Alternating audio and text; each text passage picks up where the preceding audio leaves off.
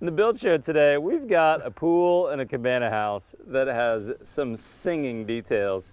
Here's the architect here. The builder's gone for the day, but I'm gonna fill in for him. Guys, today's build show all about some amazing exterior details. Let's get going.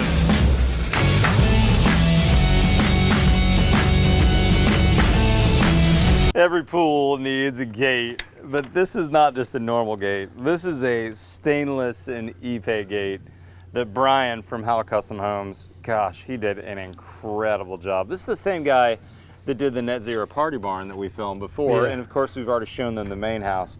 But check out the details here. We've got half laps on these pieces of Ipe that he milled. You can see the half lap joints right there. There's a mesh embedded in the center. Then he's got all this gate closing hardware, but not only that, check out how he's got these 4x4 Ipe posts attached to a giant piece of granite. Yeah, these are all hitching posts. Is that right? They're all hitching posts? Yeah. So this is some stainless hardware right here.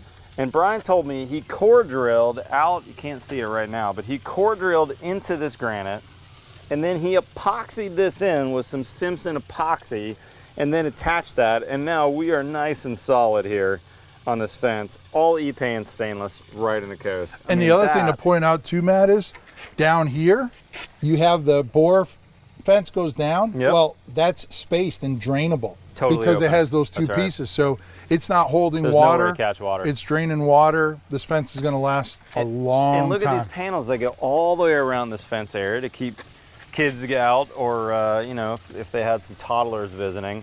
But every single panel that you see along here has those same half laps. And we were joking in the intro, but literally Brian the builder counted, there's 680 total half lap joints in Ipe. I mean, the details, oh, Steve, incredible. Did you draw every part of that? Or did not Brian... every part. I mean, Brian worked up a bunch of stuff, and he has this other guy, Brian, that worked inside the house, basically prefabbing the whole fence. Got it. You know, in the kitchen there. Gorgeous. When we had that space open. Gorgeous. So, but now the next thing that really stands out for me, Steve, you've got this pool coping, which is bluestone, pretty common material choice, exterior.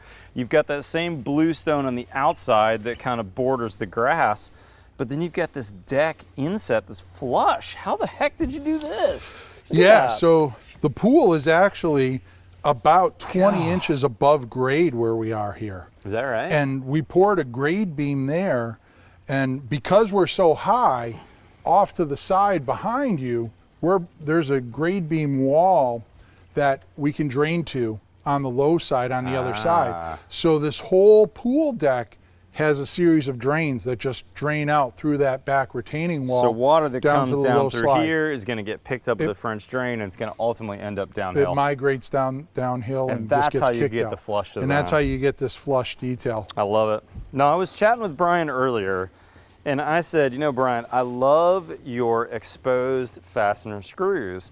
I built my very first Ipe deck, I did probably, I don't know, 12 years ago at a client's house. And I thought, oh, I'll be tricky and I'll use trim-headed stainless screws so that I could remove the deck later. Well, when I went to remove it later, I had a problem. A couple years later, those trim heads, they were square drive trim heads, every single one of them stripped out because they were so small. And the other thing I've had problems with Ipe is if you don't pin it very well, it can cup. So Brian said, look, you know, the thing I like about these number 10 head, and this is a star drive, is we really want to pin that deck down so that Ipe doesn't move on us. And everyone thinks Ipe is perfectly rot proof, and it is pretty rot proof, but it will move on you. So having these face screws everywhere to really pin that deck down, it's not going to move on us, even down to these right here on the end of the boards. And he did a great job pre-drilling these, right? We don't want these ends to split out. You can see he also rounded over these ends after he cut them. But now they're all pinned, they're not going anywhere. And if you did need to replace a board and do something, totally easy to do. Any one of these boards can get pulled up independently. Great detail. Hey, before you head over there, let me show you this, Matt. Ooh, what is that, a little fire pit? We got a little fire pit action here. But the thing that's interesting is, look at the shape of these. You know what these are? No, what is that? This is your typical granite curb at a corner. So all the curbing and stuff that happens in New England, we just got this from the place that supplies the streets and towns and highway departments with theirs. We got 4 of them made the circle, Made some and cuts. made some cuts, and And then got chip the, the edges and fire pit. It's simple, it's clean, it's beautiful.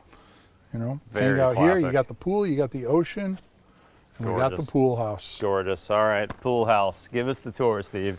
Same metal roof as the house, I'm assuming? Same metal roof. It's the Dove Gray. Dove gray. The design of the pool house is basically two structures. There's the enclosed structure, and then there's the open pavilion. Okay. And the idea behind that is when you're building a beautiful pool house, well, if you're having a party out here and you get a little bit of a storm, you want a place to retreat to, let the storm go by. So we get that open pavilion. Or if the kids are playing and mom and dad don't want to be sitting out in the sun, we got some nice casual places to sit in here and eat, hang out. And then Beautiful. you have the pool house to retreat to if you want to go inside at night, play games, do whatever. And look at this, look at the blue color you chose. Now this is actually steel right here, That's right? a steel I thought it column. was wood at first, but you can hear it's tube steel. What was the designer that worked with you on this project? Christina Creston. John Okay. Cowan was the structural engineer. So Okay. I did a really good video where we talked about these, Matt. Oh, nice. The interesting thing about these is these columns go down to a 24-inch diameter concrete tube footing that goes almost 6 feet into the ground. Wow. So we're in a 120 mile an hour wind zone. We have no wall to speak of. We got this very elaborate roof. I call it a kite. Make Right? a really nice. So we have to have a strong connection to this, but then we have to keep it from blowing over. So that Uplifting. goes down. Think of it as putting a giant spike on the bottom of your shoe All right, you and got a then huge snapping in there. anchor down into the earth, so it's Yes. not going to pull up on us. You're not, this isn't pulling up, it's not moving, it's not tilting. It can take that 120 mile an hour wind. And then tell me about these really pretty cross bracing you've got up here. It's probably hard to see on camera because of this dark blue color in the evening light. Yeah, but we can see it. It's repeated inside, but Okay. basically we got rid of the typical horizontal ceiling joist that keep the walls from spreading, and we went to a slope ceiling joist just to give it that added touch of character, give it a love little it. bit more volume in Gorgeous. here. It spun the head of my structural engineer once or twice, and but once I calmed him down, bought him a coffee, we worked through it, and it's amazing just that little angle just pretty. changes the number. Well, it's real pretty, pretty. but it changes the numbers Yeah, I such can that it's imagine. like, oh my God, it's How not do I your. figure that out? How do I figure that out? But Hey, look at these barn lights. These are like from a Giants barn right they're here. the Giants barn. So Christina Creston has her way with lighting, man. She comes up with some stuff that's absolutely incredible. That's really pretty. I like it. It's different, that's for sure. Should we go inside, give a Yeah. little tour? You know, we have in here, we just have a little kitchenette, little play area for the kids. I don't think they're quite understand exactly what they want to put in here. Yep. But here we have those cross members. Again, we have a nice nickel gap ceiling to complement it. Love it. You know, there's a really nice rhythm in here. You notice that each one of these cross members align with the middle of the windows. So everything has this strong sense of order. Yeah. You know, architecture, you just walk in here and it's like, feels good. It's beautiful. I love it. A couple behind the scenes details that I think are worth mentioning. This is, of course, just a utility closet, but he's got his stainless walled electric tank water heater for in here. That's a really nice tank. But here's a detail that I spent a few minutes talking to Brian, the builder, with, because I hear people struggling with this. Let's see if I can figure out how to turn these lights on. There we go. What we've got here is concrete floors. This is a structural floor that you're seeing exposed. And the interior designer wanted the same floor in the shower area. That's a tricky detail. You'd think, oh, that's super easy. Just embed a drain in the floor when you pour it. But no, you cannot do that. It's really difficult. So here's how Brian did it, a little behind the scenes. Brian poured this slab, and then where the shower is in here, he poured like a 1 foot recess. So where my feet are right here and this concrete is, 1 foot down from that is actually where the structural slab is. Then he added some foam to separate this thermally from the rest. Then he poured a sub slab so that then he could put all his waterproofing in. He used Red Guard on the sub slab, which is right underneath this slab.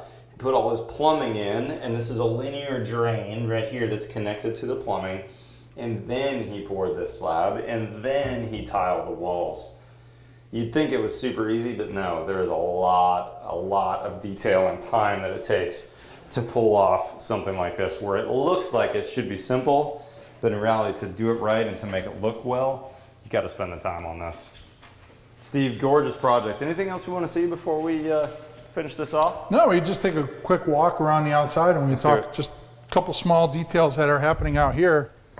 One of the things you notice, we have this little rock garden, and what it is this is where that valley is. So we're going to put a little stop up there. We'll have a little rain train, and that'll drain right down. Smart. And take care of all the water that's coming down that valley. I like that. Now I'm noticing, Steve, that you didn't do any styrations. These are flat panels, aren't they? These are all flat panels. What was I like the the thinking flat behind that? panel. You like the flat panels? Yeah, I like the flat panel, but one of the tricks on here, I'll give away one of them, is in the center of this, if you look up, you'll see a very slight bow, right? What we do is we tape a backer rod down the center of the panel. It puts the panel in just a little bit of tension. So that way there, it overcomes a lot of the movement that you would typically see in a metal roof. Whoa, that's cool. So each panel that goes on before it gets laid, he's putting just a little caulk 3/4 backer rod, inch a piece of core foam, back rod. basically. They just put it on with a small piece of Sega tape. It's just temporarily taped, but it basically pre-cambers the panel. Got it. So that way there, it like pre-oil cans it so that the oil canning has to work against the tension. That. Ooh, that's really smart. I've never seen that before. Yeah. And then the other thing, you know, I'm high on water management. Look at this beautiful 3-foot overhang on all the doors, right? Joe would always say, all windows and doors leak, except for the ones I let see water. Yeah.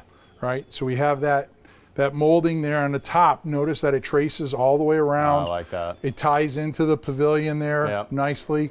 It gives us a nice area for some accent lighting. And a big, deep overhang. None of these doors and windows are going to see any water. They're not going to see any water. We use the slope channel, Boro 1x8 here. Just takes paint. Beautiful. This is Polo blue because I know somebody's going to ask. Polo blue. Polo blue is the color. Christina picked it out. When they said it painting the pool house blue, I was like, what? And then I came up here. I was like, whoa, great choice. Great choice. It. Christina's got some good style. She's got some good style. But the rest of this too, the architecture is amazing. It's. Guys, if you're not currently following Steve's work, go to buildshownetwork.com and check out Steve's videos there. He's posting a new video every Friday, several from this one under construction, and several more over here as he finishes this. But as you can see, the pool house is right next door to the house here. We took a tour in the last episode of the house. If you haven't seen that tour, I'll put a link in the description for that. And oh, by the way, Steve and I were here a year ago when we finished, or when they finished up, the Net Zero Party Barn. So go check out that video. That video is done really well. A lot of people have some great compliments. I don't think I've ever been in a better barn in the country. That's about as pretty as it gets. I grew up working on a farm, but I was like, it wasn't that barn. It's killer. I'll put a link in the description for Steve's Instagram feed, and I'll put a link for our newsletter sign up so you know when Steve's got a new video over at Build Show Network. Guys, if you're not currently a subscriber, hit that subscribe button below. You know we get out to the best, the coolest projects to show you all the nerdy details. Guys, follow me on Twitter, Instagram. Otherwise, we'll see you next time on The Build Show.